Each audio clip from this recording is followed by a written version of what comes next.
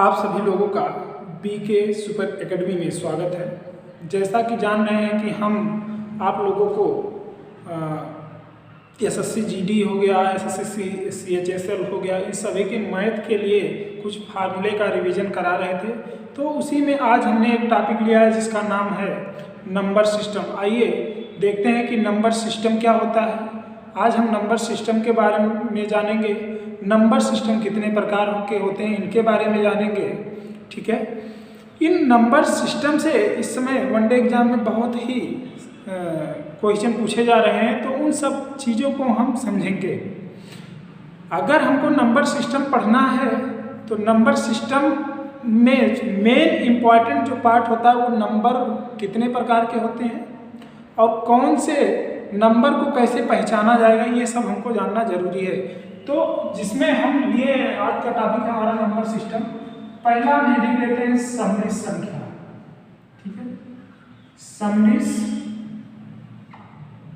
संख्या क्या होता है? सममित संख्या पहले तो इसे जानेंगे, जिसे हम कॉम्प्लेक्स नंबर के भी नाम से जानते हैं। जिसे हम कॉम्प्लेक्स नंबर के नाम से भी जानते हैं। ये जो कॉम्प्लेक्स नंबर होता है, इन्हें ये दो नंबरों से मिलकर बना होता है। एक नंबर तो होता है वास्तविक, जिसे हम वास्तविक नंबर कहते हैं, वास्तविक संख्या कहते हैं। इसी का दूसरा नाम है रियल नंबर। और दूसरा नंबर होता है जिसका नाम होता है काल्पनिक संख्या। क्या होता है? काल्पनिक संख्या, या इसी को आभासी संख्या के नाम से भी जाना जाता है। इसी को आभासी संख्या के नाम से भी जाना जाता है। अब आप लोग देखेंगे इस काल्पनिक संख्या को या आभासी संख्या को हम जो है इमेजिनरी नंबर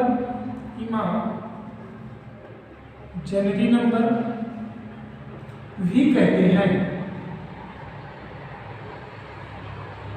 इमेजिनरी नंबर भी कहते हैं। अब आप लोग देखिए कि ये जो सममित संख्या होता है, अगर इसका फॉर्म लिखें, इसका रूप लिखें तो a प्लस IB का रूप होता है, या इसी को 2 प्लस 3IB लिख सकते हैं। कोई भी ऐसी संख्या जिसमें कि 2 प्लस करके साथ कोई संख्या ऐसी आए जिसके साथ I लगा हो, तो मेन चीज यहाँ पर जो होता है I को हम कहते हैं आयोटा, इसे कहते हैं आयोटा। और इस आयोटा को और इस आयोटा का जो वैल्यू होता है वो रूट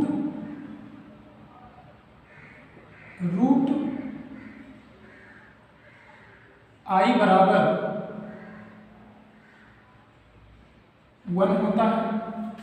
अगर इसका हम वर्ग करेंगे तो ये कितना हो जाएगा? I स्क्वायर बराबर 1 होता है। ठीक है, ये इसका क्या होता है भैया? मान होता है। अब I स्क्वायर बराबर -1 होता है। क्या होता है? -1 होता है। और रूट I बराबर -1, ये इसका वैल्यू होता है। तो हम यहाँ कहते हैं कि जब I वाली चीजें लगी होती हैं तो उसके साथ a और b का फॉर्म, a प्लस IB का फॉर्म रहता है, तो उसे सममित संख्या कहते हैं। सममित संख्या दो संख्याओं से मिलकर बना होता है। एक तो है वास्तविक संख्या, दूसरा है काल्पनिक संख्या। वास्तविक संख्या की बात करें तो उसमें a एंड b क्या है? वास्तविक संख्या है। और I वाला जो टर्म है ये क्या है? काल्पनिक संख्या है। काल्पनिक संख्या है। I जो है ये काल्पनिक संख्या को दर्शाता है। ठीक है, ये काल्पनिक संख्या को दर्शाता है। हम बात करें तो ये जो I है इसका जो फॉर्म होता है, ऐसे कहीं आ गया -√2 या -√3, ठीक।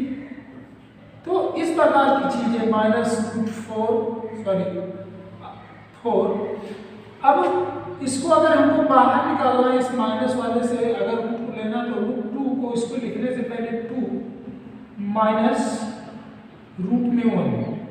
हम वहां देख चुके हैं कि जो -1 है उसका वैल्यू क्या होता है, i²। क्या होता है, i²। अगर हम इस √2 को अलग कर दें और i² को अलग कर दें तो i आ जाएगा बाहर।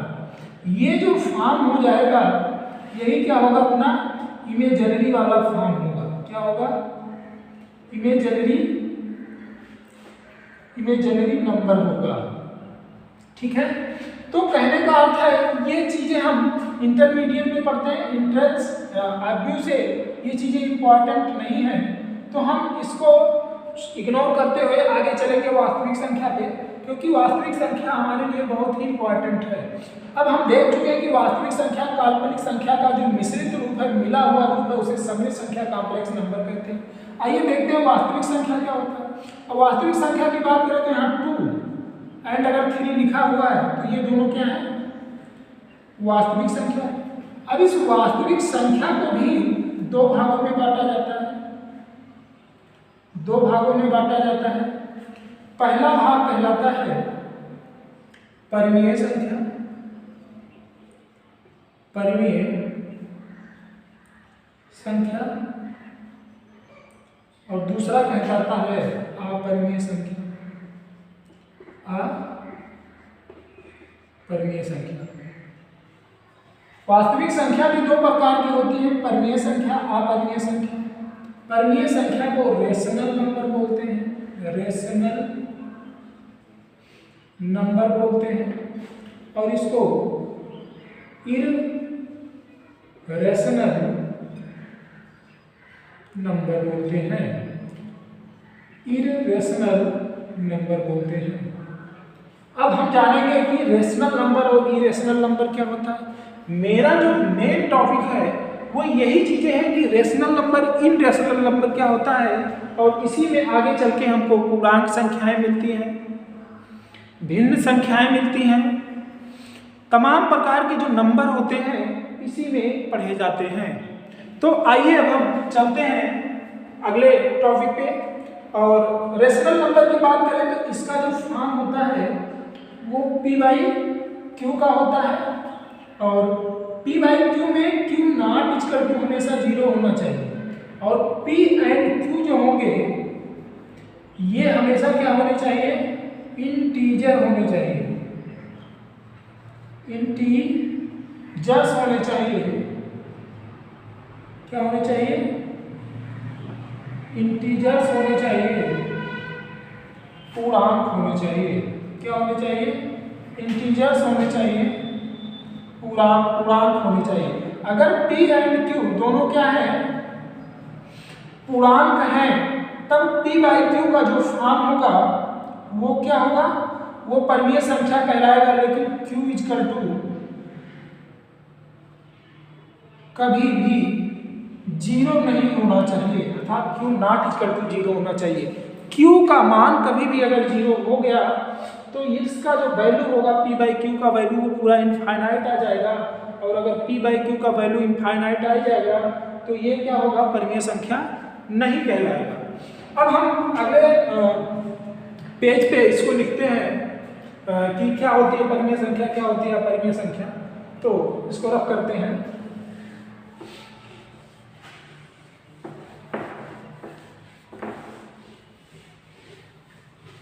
देखिए अब हम बात करते हैं, इससे लिखते हैं परिमेय संख्या को अलग, परिमेय संख्या को अलग, जिसे हम अभी रेशनल नंबर बोल दिए हैं, रेशनल नंबर नाम दे दिए हैं, ठीक है। और इधर लिखते हैं अपरिमेय संख्या, इधर लिखते हैं अपरिमेय संख्या, अपरिमेय संख्या। क्या लिखते हैं, अपरिमेय संख्या, इररेशनल नंबर, इसका क्या नाम हो जाएगा भैया, इररेशनल नंबर। ठीक, अब परिमेय संख्या की बात करें तो इसका जो फॉर्म होता है P/Q का फॉर्म होता है, Q नॉट इक्वल टू 0 होता है, P एंड Q जो होंगे वो क्या होने चाहिए, पूर्णांक होने चाहिए। अपरिमेय में इसका सभी होगा उल्टा। इसमें परफेक्ट स्क्वायर रूट जितने आते हैं, परफेक्ट स्क्वायर रूट अर्थात पूर्ण वर्ग संख्या, पूर्ण वर्ग योग, परफेक्ट स्क्वायर की बात करें तो 4 हो गया, 9 हो गया, मान लीजिए 49 हो गया। ये सभी क्या है, परफेक्ट स्क्वायर है जिनका वर्गमूल पूर्ण रूप से लिया जा सकता है। परफेक्ट क्यूब भी इसी में आएंगे, क्या आएंगे, perfect cube, perfect cube root, perfect cube root की बात करें तो जैसे कि मान लीजिए 8 हो गया, 27 हो गया, 64 हो गया, 125 हो गया, ये सभी क्या है, परफेक्ट स्क्वायर रूट है। ठीक है, क्या है, परफेक्ट स्क्वायर रूट है। इरेशनल नंबर की बात करें तो इरेशनल नंबर का यही चीजें उल्टा होती हैं और चीजें भी लिख लेते हैं,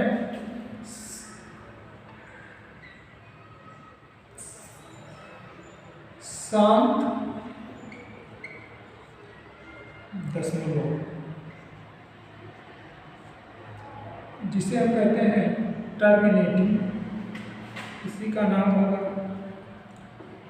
टर्मिनेटिंग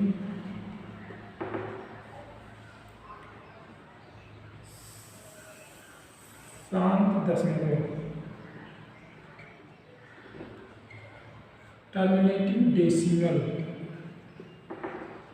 डेसिमल। ये टर्मिनेटिंग डेसिमल क्या होगा, तो टर्मिनेटिंग डेसिमल जो होगा जैसे कि 5/2 लिखा है अर्थात 0.5, ठीक, या सीधे इसी को लिख देते हैं 0.5, 0.7, ठीक है। ये क्या है, टर्मिनेटिंग दशमलव है, क्या है, टर्मिनेटिंग दशमलव है। देखिए 1/2 को अगर भाग करेंगे तो 0.5, वैसे मान लीजिए किसी भी संख्या का हम भाग करते हैं तो वो सिर्फ 0.7 आता है, तो ये टर्मिनेटिंग शांत दशमलव होगा। तो अब हम लिख सकते हैं नॉन टर्मिनेटिंग मतलब आसान, आसान तथा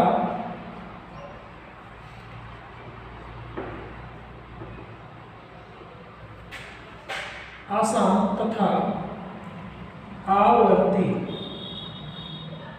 आवर्ती, ठीक है, आवर्ती, आवर्ती दशमलव। इसका क्या पूरा नाम होगा, तो इसे कहेंगे, आसान लिखा गया तो नॉन टर्मिनेटिंग हो जाएगा, नॉन टर्मिनेटिंग, क्या होगा, नॉन टर्मिनेटिंग एंड आवर्ती लिखा हुआ है रिपीटिंग, क्या होगा, रिपीटिंग, रिपीटिंग डेसिमल।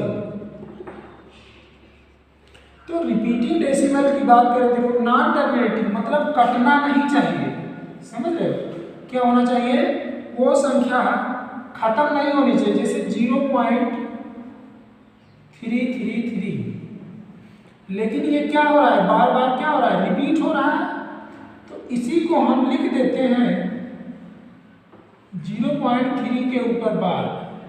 जैसे कोई संख्या अगर मान लीजिए यहाँ पर लिखा हुआ है 0.666, ठीक, तो इसी को लिख देते 0.6 के ऊपर बार। तो ये वाली जो संख्याएं होंगी अपनी, ये वाली जो संख्याएं होंगी, इन्हें हम क्या बोलेंगे? नॉन टर्मिनेटिंग तथा रिपीटिंग डेसिमल, अशांत तथा आवर्ती दशमलव। ठीक, यही जो चीजें इसमें चारों हमने लिखे हैं उसमें इसका उल्टा होता है। अगर हम इसकी बात करें तो कुछ संख्याएं आती हैं, जैसे पाई हो गया, ई हो गया, रूट की कोई संख्या आ गई, ठीक है, तो ये सभी क्या हो गए? जो हमारे अपरिमेय संख्या हो जाएंगे। अब लिख लेते हैं इसको यहां पर, नॉन परफेक्ट स्क्वायर क्या हो जाएगा? Non perfect square. ये किसमें आएगा? Non perfect square. तो नॉन परफेक्ट स्क्वायर जो आएगा वो अपरिमेय संख्या में आएगा। नॉन परफेक्ट स्क्वायर की बात करें या नॉन परफेक्ट स्क्वायर की बात करें तो नॉन परफेक्ट स्क्वायर जो होंगे, जैसे कि मान लीजिए 5 लिखा है, तो क्या ये परफेक्ट स्क्वायर है? क्या इसका वर्गमूल निकल सकता है? क्या नहीं निकलेगा। मान लीजिए 7 लिखा हुआ है, मान लीजिए 10 लिखा हुआ है, मान लीजिए 11 लिखा हुआ, 12 लिखा हुआ है, क्या 11 ही होगा? तो क्या इसका वर्गमूल लिया जा सकता? नहीं। नॉन परफेक्ट क्यूब की बात करें, नॉन परफेक्ट क्यूब की बात करें तो नॉन परफेक्ट क्यूब की अगर बात करते हैं तो जैसे मान लीजिए कोई संख्या आ गई 9, परफेक्ट क्यूब की बात कर रहे हैं भैया, तो क्या 9 का वर्गमूल घनमूल लिया जा सकता है? नहीं लिया जा सकता। और कोई संख्या आ गई मान लीजिए 12, ठीक, मान लीजिए कोई संख्या आ गई 25, क्या इसका घनमूल लिया जा सकता है? नहीं लिया जा सकता। तो ये हो गए नॉन परफेक्ट क्यूब। रूट यहां पर आना चाहिए, स्क्वायर रूट, और ये क्यूब रूट की बात कर रहे हैं, क्या होगा? क्यूब रूट, ठीक है, यही लिख लेते हैं इसको भी, रूट। रूट होना चाहिए, अगर रूट नहीं है तो फिर नहीं है। अब शांत यहां पर था, शांत दशमलव, तो शांत दशमलव हम अब इसकी बात करें, नॉन टर्मिनेटिंग तथा नॉन रिपीटिंग अगर संख्या आएगी, शांत इसमें हो गया तो इसमें अशांत की बात, इसी में फिर नॉन टर्मिनेटिंग और टर्मिनेटिंग दोनों आ गए, तो सिर्फ एक कंडीशन बचा है, नॉन टर्मिनेटिंग और नॉन रिपीटिंग। देखिए यहां पर टर्मिनेटिंग हो गया, रिपीटिंग हो गया, नॉन टर्मिनेटिंग हो गया। अब एक चीज बचा है नॉन टर्मिनेटिंग, क्या बचा है? Non terminating and non repeating, non repeating, repeating, जिसे हम कह सकते हैं आसान,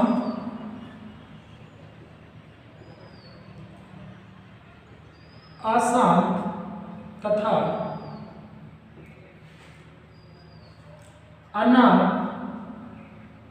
अनावर्ती दशमलव,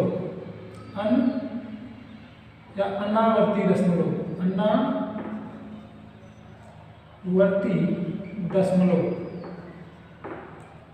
दशमलव, रिपीटिंग डेसिमल, ठीक है। अब इसका अगर एग्जाम्पल हमको लिखना है तो लिख सकते हैं आराम से, जैसे कि कोई संख्या आ गई 0.5, 6, 8, 7, 2, 3, 4, कुछ भी ऐसे आती जा रही है इनफाइनाइट।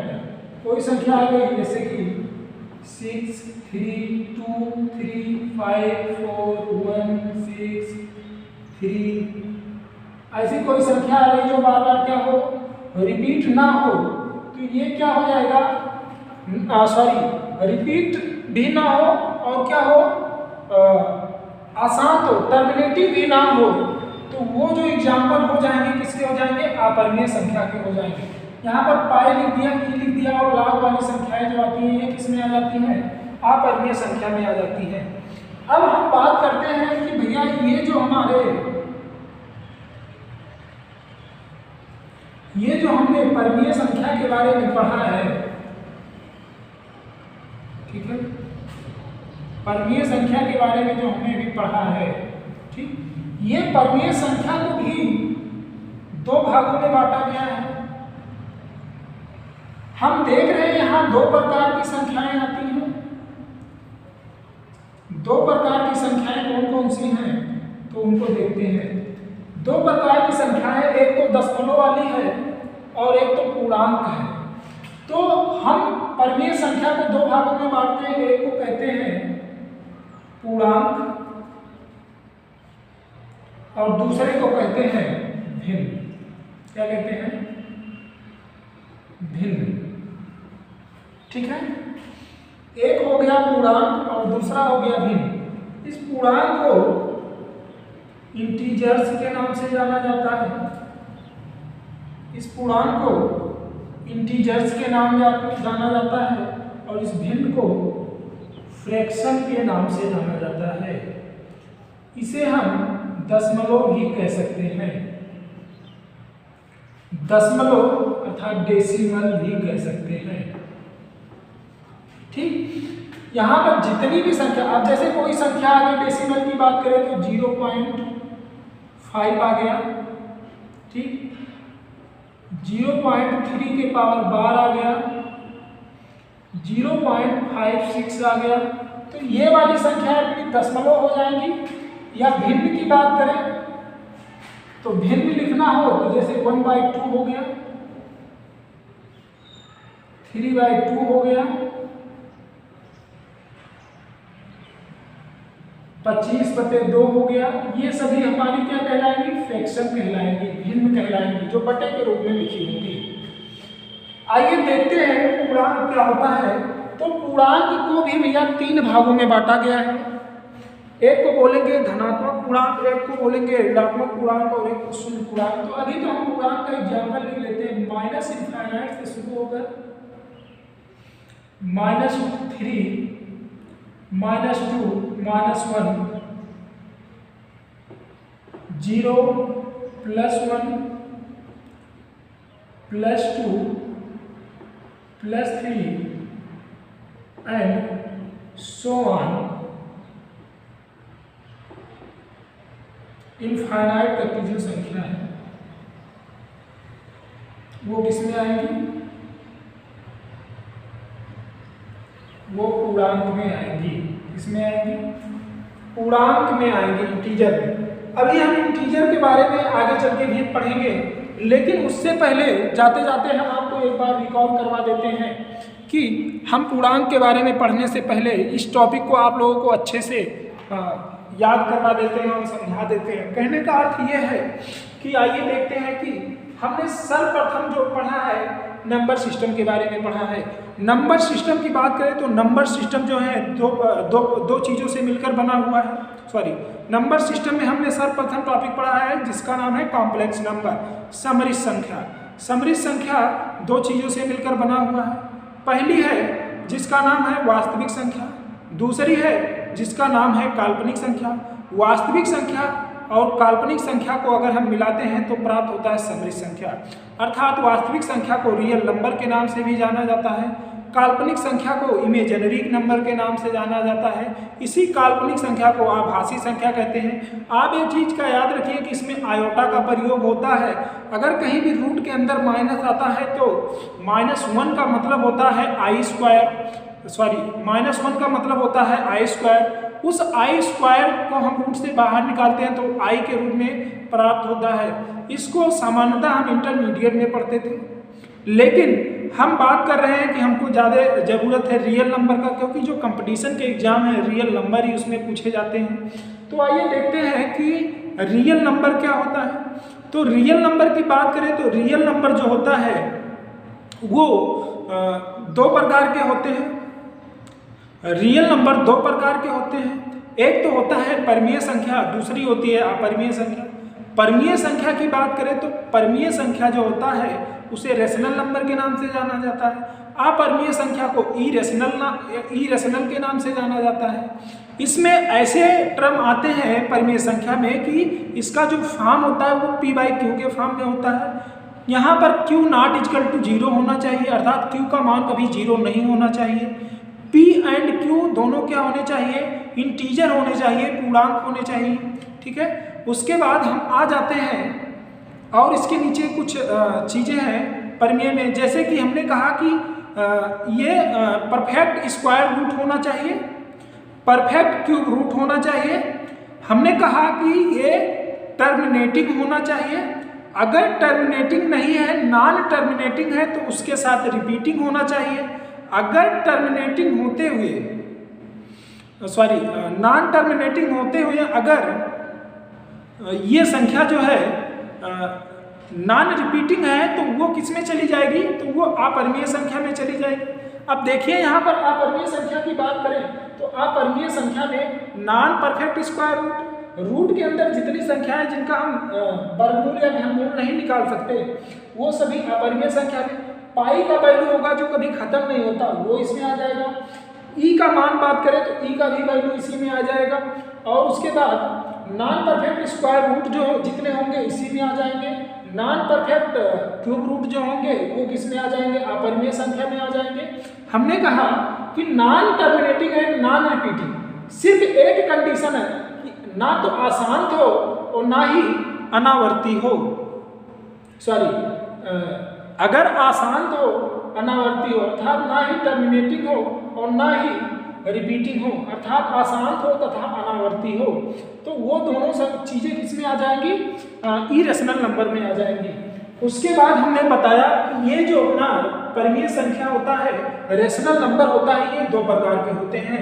रेशनल नंबर दो प्रकार के होते हैं और रेशनल नंबर की बात करें तो एक तो जिसका नाम होता है पूर्णांक इंटीजर और दूसरे का नाम होता है फ्रैक्शन अर्थात डेसिमल। तो ये दो भागों में बांटे जाते हैं। और उसके बाद हम अगले टॉपिक में चलेंगे तो हम पूर्णांक के बारे में पढ़ेंगे। अब एक बार इस पे दिखा देते हैं कि हमने बताया कि समृद्ध संख्या दो प्रकार की चीजों से मिलकर वास्तविक और आभासी से वास्तविक और काल्पनिक से बना होता है। वास्तविक को दो भागों में बांटा गया, परिमेय तथा अपरिमेय। परिमेय की बात करें तो p/q का form, q not equal to 0, p/q का पूर्णांक होना चाहिए, p एंड q दोनों पूर्णांक होने चाहिए, परफेक्ट स्क्वायर रूट होना चाहिए, परफेक्ट क्यूब रूट होना चाहिए, शांत दशमलव होना चाहिए अर्थात टर्मिनेटिंग डेसिमल होना चाहिए। नॉन टर्मिनेटिंग डेसिमल और नॉन रिपीटिंग डेसिमल होगा तब भी किसमें आ जाएगा, नॉन टर्मिनेटिंग और रिपीटिंग डेसिमल में होगा तो किसमें आ जाएगा, परिमेय संख्या में आ जाएगा। अगर नॉन टर्मिनेटिंग और नॉन रिपीटिंग रहेगा तो अपरिमेय में चला जाएगा। नॉन परफेक्ट स्क्वायर रूट रहेगा तो वो किसमें चला जाएगा, अपरिमेय में चला जाएगा। अगर नॉन परफेक्ट क्यूब रूट रहेगा तो अपरिमेय में। अगर पाई और रूट के अंदर कोई भी संख्या आती है तो वो अपरिमेय में जाएगी। उसके बाद हमने आपको बताया कि परिमेय संख्या दो प्रकार के पूर्णांक जो होता है माइनस इनफाइनाइट से लेकर -3, -2, -1, उसके बाद 0, +1, +2, +3, उसके बाद इनफाइनाइट तक। और भिन्न को आप जान रहे हैं, बहुत बचपन से पढ़ते आ रहे हैं।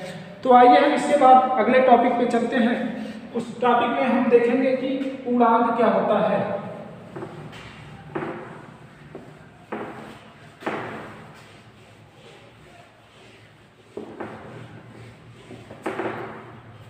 देखिए हम क्या पढ़ेंगे, पूर्णांक। हेडिंग डाल लीजिए आप लोग, पूर्णांक इंटीजर्स। ठीक, इंटीजर की बात करें तो इंटीजर को हमने तीन भागों में बांटा। इसका एग्जांपल यहाँ फिर से लिख लेते हैं, माइनस इनफाइनाइट। उसके बाद आगे जाते हुए हम बता रहे हैं -4, -3, -2, -1। ठीक, उसके बाद आएगा 0, फिर +1, +2, +3 एंड सो ऑन करके जो जाएगा वो आएगा इनफाइनाइट। ठीक है, क्या आएंगे, इनफाइनाइट। ठीक है, किसकी बात हो रही है, इनफाइनाइट की। ठीक है, अब हम देखते हैं कि ये हो गया अपना पूर्णांक। इस पूर्णांक को 3 भागों में बांटा जाता है, ठीक है। एक का नाम हो जाएगा, एग्जाम्पल से ही लिखते हैं, माइनस इनफाइनाइट से लेकर, अगर माइनस वाले भाग को अलग कर लें, -4, -3, -2, -1, इसको अलग लिख लें एक बॉक्स में, ठीक है। उसके बाद 0 को कहीं अलग लिख लें, ठीक है। उसके बाद प्लस वाले भाग को +1, +2, +3, +4 एंड सो ऑन इनफाइनाइट, इसको अलग लिख लें। तो ये जो हो जाएगा, यहाँ देखो, इस माइनस वाले भाग को क्या कहेंगे? ऋणात्मक पूर्णांक कहेंगे। क्या कहेंगे? ऋणात्मक पूर्णांक। इसे कहेंगे शून्य पूर्णांक, शून्य पूर्णांक। और इस वाले भाग को कहेंगे धनात्मक पूर्णांक, धनात्मक पूर्णांक। ऋणात्मक पूर्णांक को निगेटिव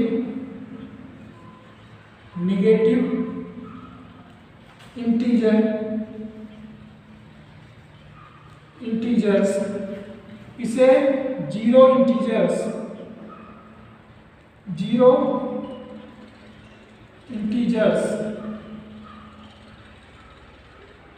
क्या कहेंगे? Zero integers. और इसे कहेंगे पॉजिटिव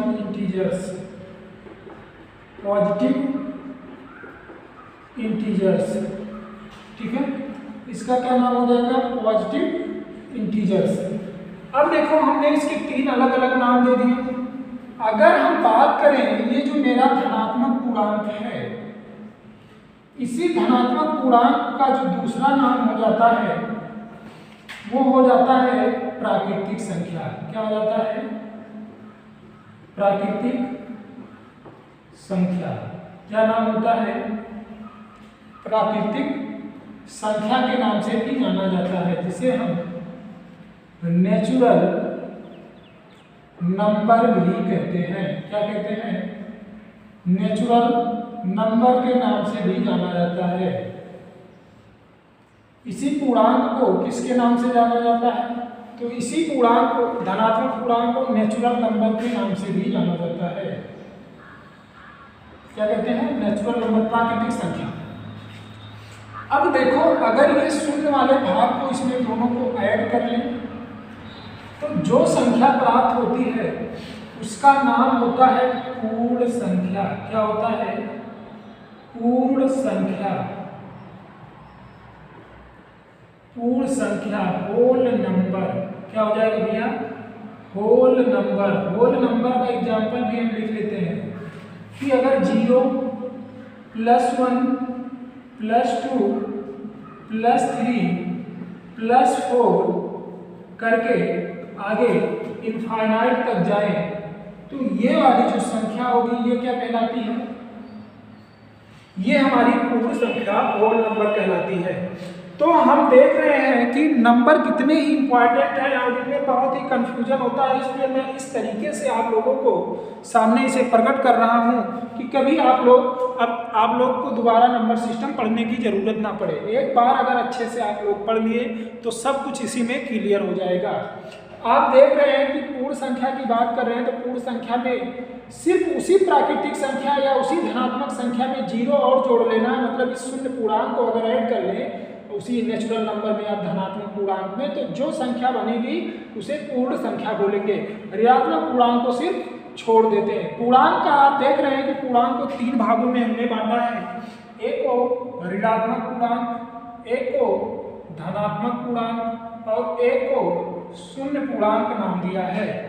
अब 3 प्रकार के हमने पूर्णांक पढ़ लिए। पूर्णांक के बाद हमने नेचुरल नंबर जान लिया, होल नंबर क्या होता है, ये हो गया खत्म। ठीक, तो ये नंबर का अभी यहाँ से खेल खत्म होता है। लेकिन अब कुछ इंपॉर्टेंट नंबर होते हैं जिनको हम जानते हैं, जैसे कि भाज्य संख्या, अभाज्य संख्या, सम संख्या, विषम संख्या। इन सब के बारे में हमको अभी भी पढ़ना है। तो आइए हम उस टॉपिक पे चलते हैं। ठीक है,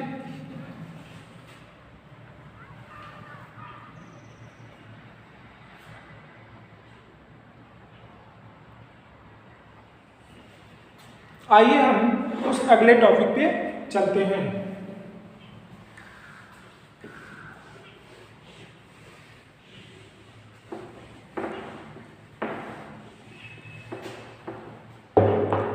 हमारा जो अगला टॉपिक है उसका नाम है भाज्य संख्या, अभाज्य संख्या।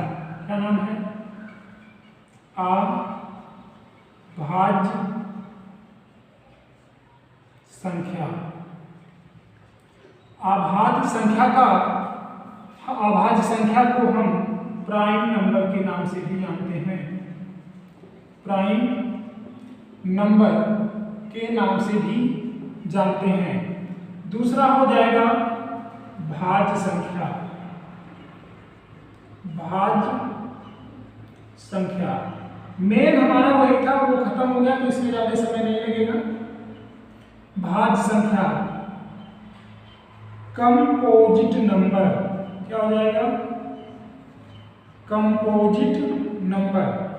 आप देखिए प्राइम संख्या की बात करें तो प्राइम संख्या जो होती है, सबसे छोटी प्राइम संख्या 2 है, 3 है, 5 है, 7 है, 11 है, 13 है, 17 है, उसके बाद 19, 23, 29, 31, 37, 41, 43, 47, उसके बाद 53, उसके बाद 59, 61,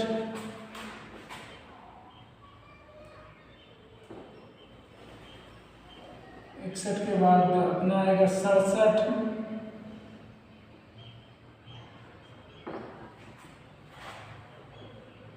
67 के बाद 71, 73 और उसके बाद आ जाएगा अपना 73 के बाद 79, 83, 87,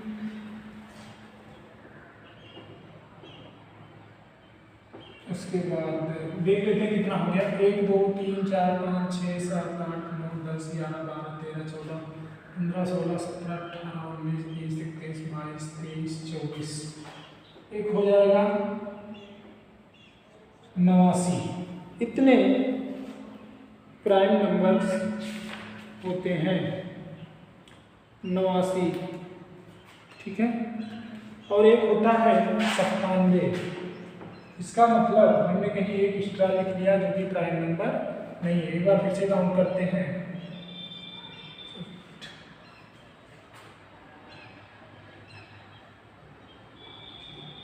1 2 3 4 5 6 7 8 9 10 11 12 13 14 15 16 17 18 19 20 21 22 23 24 25 26। अब हो गया ये कंफ्यूजन। ठीक है। ये जो है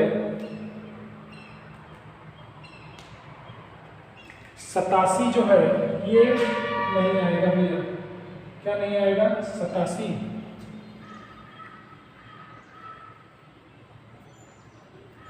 ठीक है।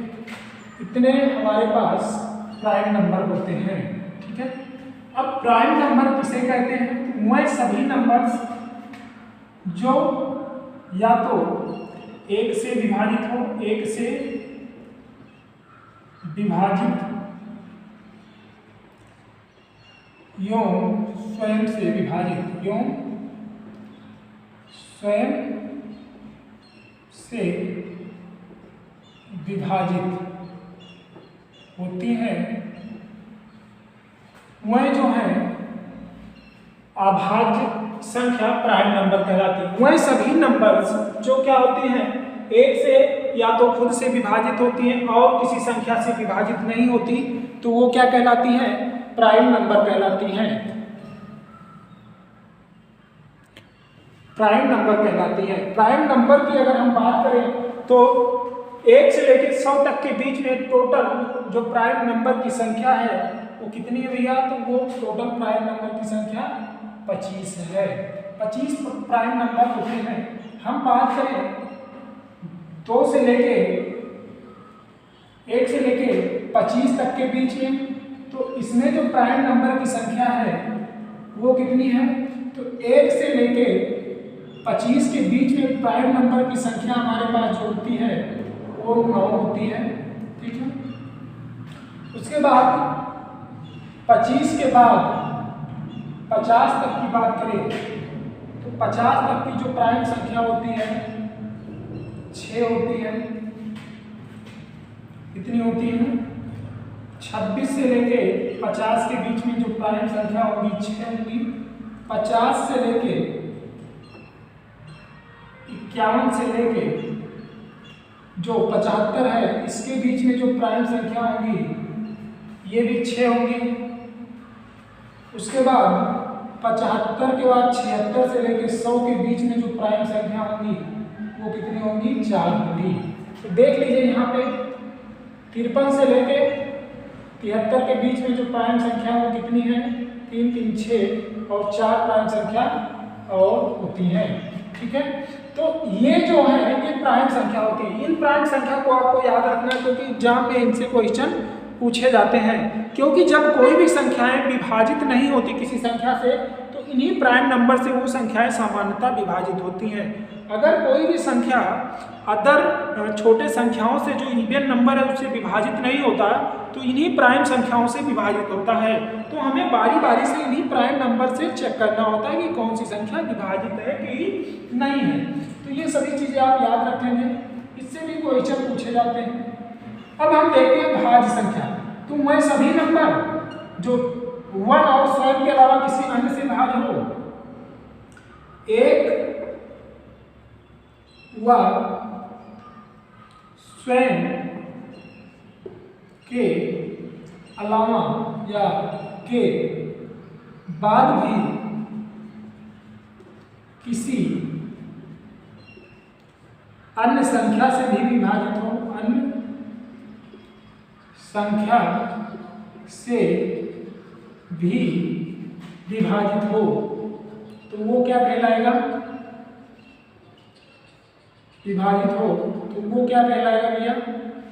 तो वो जो है कंपोजिट नंबर कहलाता है, कंपोसाइट नंबर कहलाता है। ठीक है, कहलाता है, कंपोजिट नंबर कहलाता है। अब कंपोजिट नंबर की बात करें तो इन संख्याओं के बाद जितनी भी संख्या बचती है सभी क्या है? कंपोजिट नंबर है। लेकिन 1 की बात करें तो 1 ना तो भाज्य संख्या है और ना ही अभाज्य संख्या है। 1 को इन दोनों में किसी में काउंट नहीं किया जाता। अब बात करें कि सबसे छोटी अभाज्य संख्या, तो सबसे छोटी अभाज्य संख्या 2 है। सबसे छोटी सम अभाज्य संख्या, तो सबसे छोटी सम अभाज्य संख्या 2 है। सबसे छोटी अभाज्य संख्या की बात करें तो 2 है। सबसे छोटी इवन अभाज्य संख्या की बात करें तो वो भी 2 है। सबसे छोटी विषम अभाज्य संख्या की बात करें तो वो 3 होगा। इस प्रकार के क्वेश्चन पूछे जाते हैं।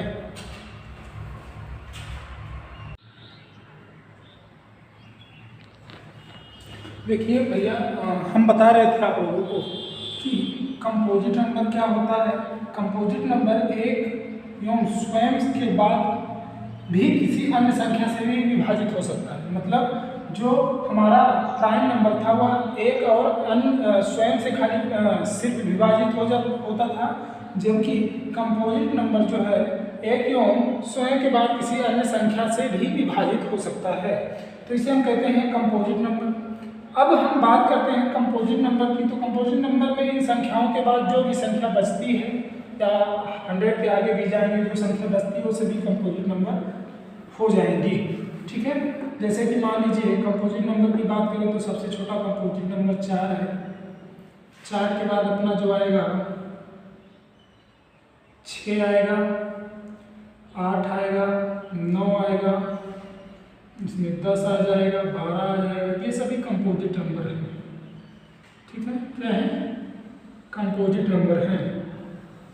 हम बात करते हैं इवन नंबर और ऑड नंबर की। तो इवन नंबर की अगर बात करें तो इवन नंबर किसे कहते हैं? Even number. ऑड नंबर किसे कहते हैं? Odd number. इवन को हम सम संख्या के भी नाम से जानते हैं, सम संख्या के भी नाम से जानते हैं, और को हम विषम संख्या के नाम से जानते हैं। क्या जानते हैं? विषम संख्या के नाम से जानते हैं। ठीक है, हम बात करें सम संख्या की, तो सम संख्या में वह सभी संख्याएं जो 2 से विभाजित होती हैं, 2 से विभाजित सभी नंबर्स, 2 से विभाजित सभी संख्या। ठीक, और इसमें वो आएंगे जो 2 से क्या हो, 2 से विभाजित ना हो, 2 से विभाजित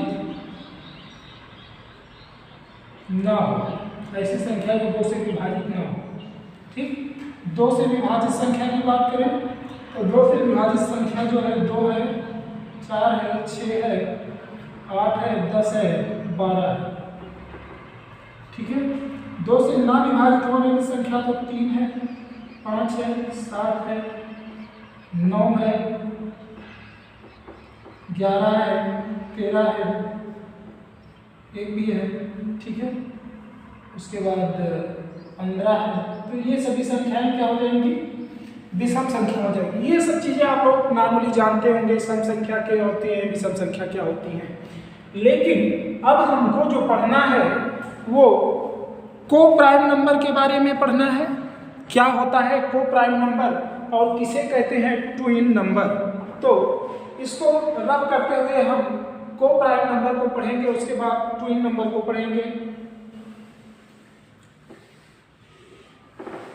देखिए, को प्राइम नंबर के बारे में आइए जानते हैं हम लोग। को प्राइम नंबर की बात करें तो क्या होता है को प्राइम नंबर? को प्राइम नंबर जिसे हम सह आभाज्य संख्या कहते हैं, सह आभाज्य संख्या के नाम से जानते हैं, सह आभाज्य। अब सह आभाज्य संख्या की बात करें और उसके बाद एक आता है twin prime number, twin prime number, twin prime number. ठीक है, तो ट्विन प्राइम नंबर को हम द्विक आभाज्य संख्या कहते हैं। क्या कहते हैं? द्विक आभाज्य संख्या के नाम से जाते हैं। आइए देखते हैं, ये जो को प्राइम नंबर होता है, सह आभाज्य नंबर होता है। अगर किसी भी संख्या को 3 और मान लीजिए 8 लिख दिया गया, तो इनका जो HCF होना चाहिए, HCF क्या होता है? जिसे हम मासा कहते हैं, महत्तम समापवर्ग जो होना चाहिए वो क्या होना चाहिए? 1 होना चाहिए। कहीं पर 3 और 5 कोई 2 संख्या से लिखी गई है तो पूछा जा रहा है कि ये को प्राइम नंबर है कि नहीं है। तो ये को प्राइम नंबर होंगे क्योंकि इनके बीच का जो HCF है वो 1 है। मान लीजिए 7 लिखा है, उसके बाद 15 लिखा हुआ है, ये भी क्या है? इनके बीच का HCF कितना है? 7 और 15 के बीच का HCF कितना है? 1 है। ये भी क्या है? को प्राइम नंबर है। मान लीजिए 15 लिखा हुआ है और 19 लिखा हुआ है, तो आप देख रहे हैं कि 15 और 19 के बीच का भी जो HCF है, महत्तम समापवर्ग है, वो 1 है। अर्थात ये भी क्या है? को प्राइम नंबर है। को प्राइम नंबर की हम बात कर रहे हैं तो को प्राइम नंबर में कोई भी संख्या 12 ले सकते हैं और 17 ले सकते हैं। इनके बीच का HCF कितना है? 1 है। अगर HCF 1 है तो वो दोनों संख्याएं क्या होंगी? को प्राइम नंबर होंगी, सह आभाज्य संख्या होगी। एग्जाम में ये चीजें बार बार पूछी जाती हैं। आइए देखते हैं कि ट्विन प्राइम नंबर क्या होता है। तो ट्विन प्राइम नंबर की बात करें तो ऐसे प्राइम नंबर जिनके बीच का अंतर सिर्फ 2 हो। जैसे कि हम बात करें 3 और 5 की। 3 और 5 दो ऐसी संख्याएं हैं जिनके बीच का जो अंतर है, डिफरेंस है, वो कितना है? 2 है। तो इसलिए ये क्या कहलाएंगे? Twin prime number. जैसे हम लिख सकते हैं 5, 7। 5, 7 के बीच का भी अंतर कितना होगा? 2 होगा। वैसे लिख सकते हैं हम, साथ में वो दोनों संख्या प्राइम नंबर होनी चाहिए। ठीक, जैसे हम लिख सकते हैं 11 और 13। 11 और 13 भी ऐसे प्राइम नंबर हैं जिनके बीच की जो अंतर है वो कितना है? जिनके बीच का जो अंतर है वो कितना है? 2 है। ऐसी संख्या की बात करें तो 17 और 19 भी आएगा। 17 और 19 के बीच का अंतर भी कितना है? 2 है। ये भी क्या है? ट्विन प्राइम नंबर है। बात करें हम 29 और 31 की, तो 29 और 31 के बीच में जो डिफरेंस है वो 2 का है, तो ये भी एक ट्विन प्राइम नंबर है। आगे हम और इसी संख्या ले सकते हैं, जैसे कि 41 और 43 की बात करें तो 41 और 43 के बीच में भी जो अंतर है वो कितना है? 2 का है। तो ये भी एक ट्विन प्राइम नंबर है। तो हम जान चुके हैं को प्राइम नंबर और ट्विन प्राइम नंबर क्या होता है। इससे एग्जाम में बहुत ही अधिक क्वेश्चन पुटअप हो रहे हैं, तो आपको ये देखना जरूरी है कि को प्राइम नंबर और ट्विन प्राइम नंबर क्या होता है, क्योंकि ये जो एग्जाम का दौर है इस समय इससे क्वेश्चन पूछे जाए। जैसे रेलवे वगैरह का एग्जाम जो होता है, एसएससी के एग्जाम में ऐसे क्वेश्चन उठा लेते हैं रेंडमली और ये अंक दे दिया जाता है कि बताइए 15 और 19 क्या को प्राइम नंबर है कि नहीं है। तो हमको सिर्फ एक चीज देखना है, अंतर 1 आ रहा है तो को प्राइम नंबर है, अगर अंतर 1 नहीं आ रहा है तो को प्राइम नंबर नहीं है। ट्विन प्राइम नंबर की बात करें तो 2 ऐसे प्राइम नंबर लीजिए जिनके बीच का अंतर 2 आए, तो वो दोनों जोड़ा क्या कहलाएंगे? ट्विन प्राइम नंबर कहलाएंगे। ठीक, अब हमारा जो है प्राइम नंबर का ये खत्म हुआ। हमने आपको जो है करीबन 10-12 प्रकार के नंबर के बारे में पढ़ाया है। सर्वप्रथम समरित संख्या के बारे में बताया है। समरित संख्या के बाद आपको हम वास्तविक संख्या और काल्पनिक संख्या के बारे में बता चुके हैं। वास्तविक संख्या को 2 भागों में हमने बांटा था, परमीय संख्या तथा अपरमीय संख्या। परमीय संख्या को फिर हमने 2 भागों में बांटा था, भिन्न तथा पूर्णांक। हमने पूर्णांक को 3 भागों में बांटा था, धनात्मक पूर्णांक, ऋणात्मक पूर्णांक और शून्य पूर्णांक। उसके बाद हम आ गए थे भिन्न और दशमलव को भी देखा था हमने। फिर पूर्णांक को पढ़ते हुए हमने पूर्ण संख्या को पढ़ लिया, नेचुरल नंबर को पढ़ लिया, ऑड संख्या, इवन संख्या को पढ़ लिया। हमने लगभग सभी प्रकार के जो नंबर होते हैं सबके बारे में जान लिया। को प्राइम नंबर और ये सब चीजें भी हमने जान लिया। अब हम जो हमारा अगला टॉपिक है वो कहलाता है स्थानीय मान और जातीय मान। तो हम स्थानीय मान और जातीय मान के बारे में पढ़ेंगे और इसको हम यहीं पे इसी पे रख करते हुए अगले उस पे चलते हैं टॉपिक पे।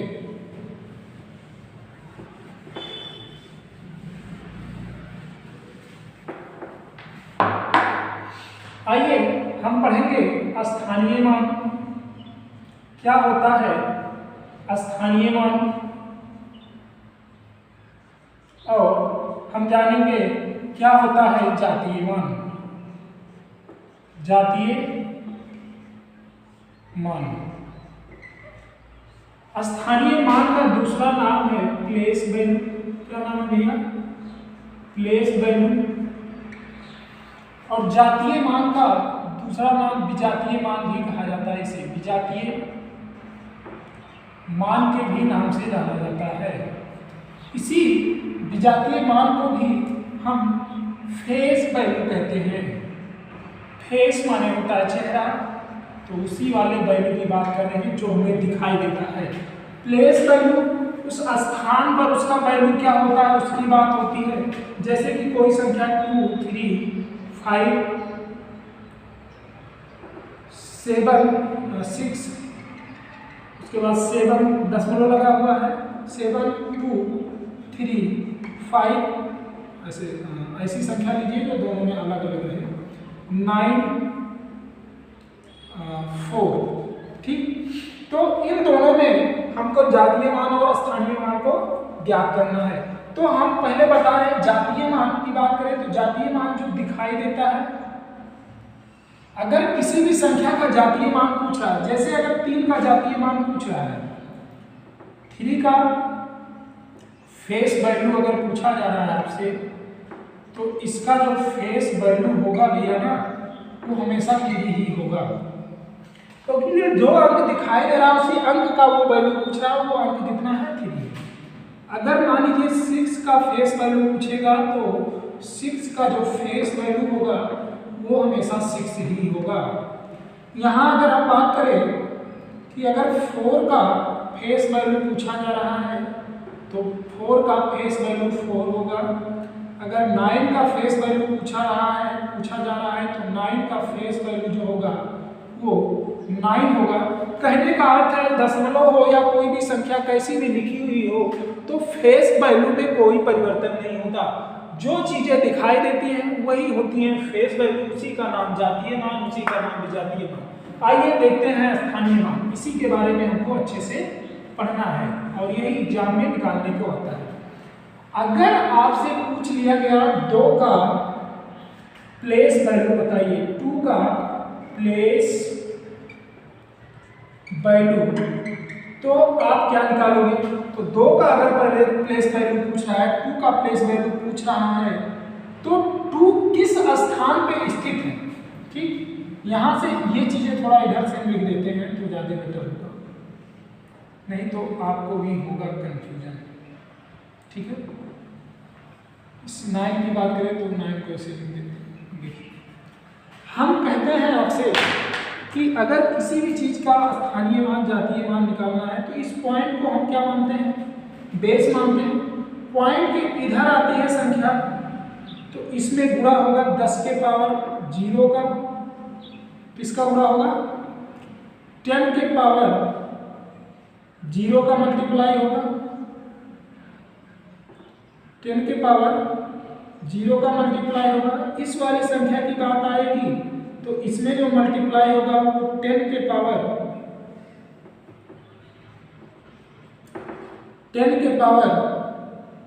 1 का मल्टीप्लाई होगा। ठीक है, इस वाले संख्या में 10 के पावर 1 का मल्टीप्लाई होगा, इस वाले संख्या में 10 के पावर 2 का मल्टीप्लाई होगा, इस वाले संख्या में 10 के पावर 3 का मल्टीप्लाई होगा। आप ध्यान से देखिएगा कि अगर इसका हमको क्या निकालना है, प्लेस वैल्यू निकालना है तो 10 के पावर 0 का इसके साथ मल्टीप्लाई करना होगा। इसका अगर हमको प्लेस वैल्यू निकालना है तो 10 के पावर 1 का मल्टीप्लाई। प्रथम अगर इकाई के अंक का प्लेस वैल्यू निकालना है तो 10 के पावर 0, दहाई के अंक का प्लेस वैल्यू निकालना है तो 10 के पावर 1, सैकड़ा वाले वैल्यू की मतलब हजार वाले स्थान की इकाई दहाई, सैकड़ा वाले मतलब 100वें स्थान का मान निकालना है तो 10 के पावर 2 अर्थात 100 का होगा। हजारवें वाले स्थान का मान निकालना है तो 1000 का होगा। कहने का अर्थ है यूनिट में 1 का होगा, 10 वाले प्लेस पे है तो 10 का गुणा, 100 प्लेस पे तो 100 का गुणा और 1000 प्लेस पे है तो 1000 का गुणा। अब जैसे 2 का अगर प्लेस वैल्यू पूछना है तो 2 लिख लेंगे और यहाँ पर 1000, क्योंकि ये 2 जो है ना ये किस स्थान पर स्थित है? हजारवें स्थान पर स्थित है, इसलिए 1000 का गुणा होगा और इसका जो प्लेस वैल्यू हो जाएगा वो 2000 हो जाएगा। अब हम अगर बात करते हैं आपसे कि 3 का प्लेस वैल्यू निकालिए, 3 का प्लेस वैल्यू अगर आपसे पूछा जाएगा तो 3 का जो प्लेस वैल्यू होगा 3 को लिख लेंगे, 3 के साथ हम यहाँ लिखेंगे 10 के पावर 2 का मल्टीप्लाई करेंगे। क्यों करेंगे? क्योंकि ये इकाई दहाई और सैकड़ा वाले स्थान पे, और सैकड़ा मतलब होता है 100, इसलिए 100 का गुणा। इकाई वाले स्थान पे 1 होता है तो 1 का गुणा, दहाई वाले स्थान पे दहाई का मतलब 10 होता है तो 10 का गुणा, सैकड़ा वाले स्थान पे तो 100 होता है तो 100 का गुणा, अगर हजारे वाले स्थान पे तो 1000 का गुणा, तो ये हो जाएगा 300। अगर हम बात करें 5 का हमको निकालना है प्लेस वैल्यू,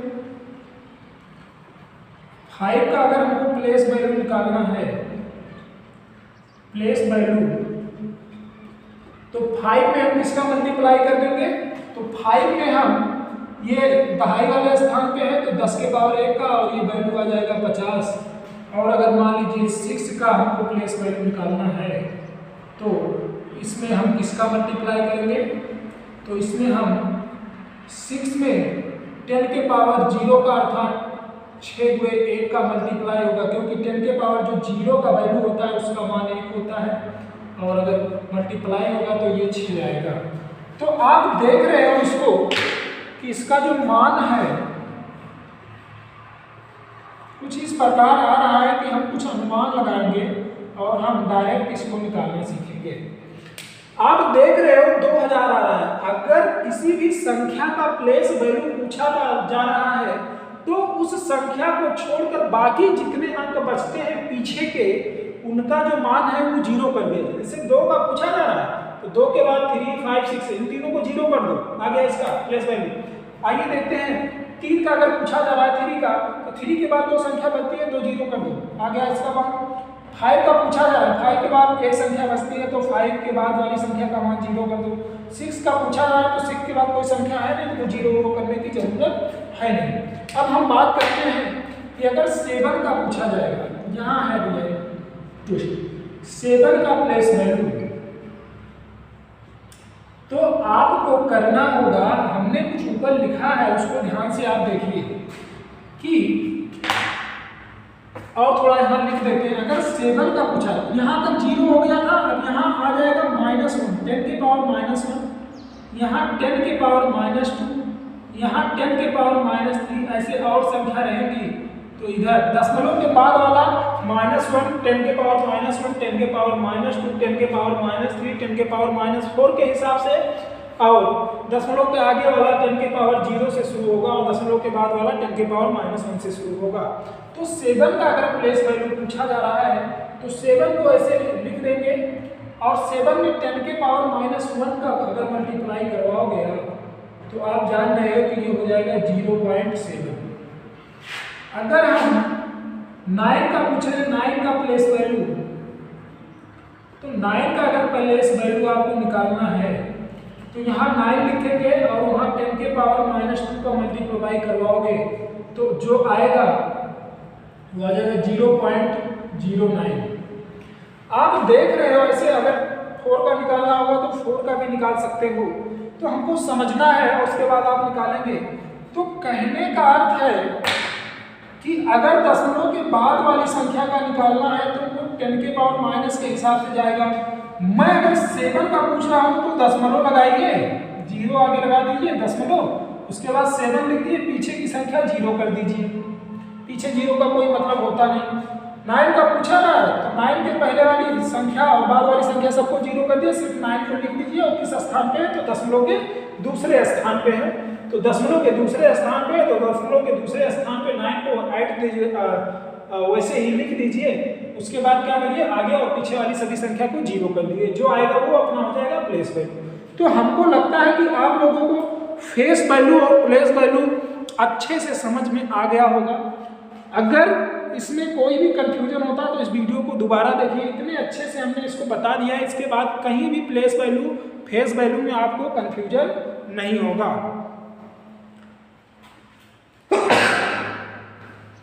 आपको कभी भी कंफ्यूजन नहीं होगा।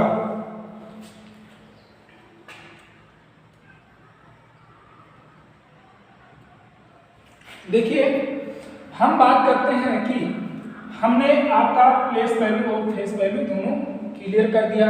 अब हमको जो अगला टॉपिक पढ़ना है उसमें कुछ तत्समक होते हैं, उन तत्समक के बारे में पढ़ेंगे। क्या होते हैं तत्समक, आइए उनके बारे में जानते हैं। अब तत्समक की बात करें तो दो प्रकार के तत्समक हम पढ़ते हैं।